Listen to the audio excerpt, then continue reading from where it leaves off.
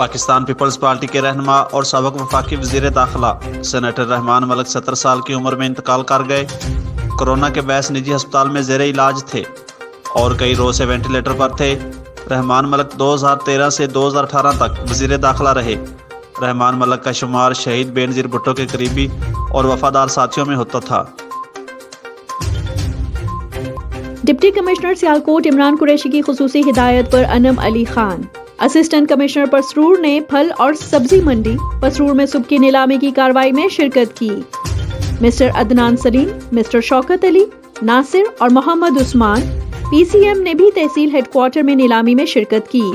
مارکیٹوں کے دورے کے دوران اشیاء کے نرخ اور معیار کو چیک کیا گیا اور سیکریٹری مارکیٹ کمیٹی کو ہدایت جاری کی گئیں کہ وہ روزانہ کی قیمتوں کو آکشن ریٹ کے مطابق سختی سے جاری کر دیں۔ سی ای او لاہور کنٹونمنٹ بورڈ کا بدعنوان ملازمین کے خلاف ایکشن۔ بلڈنگ سیل سے 2 ملازمین کو فارغ کر دیا گیا۔ فارغ ہونے والوں میں محمد ارشد اور وسیم انور شامل ہیں۔ سی ای او لاہور کنٹونمنٹ بورڈ کے حکم پر دونوں ملازمین کو اسٹیشن برانچ میں بھیج دیا گیا۔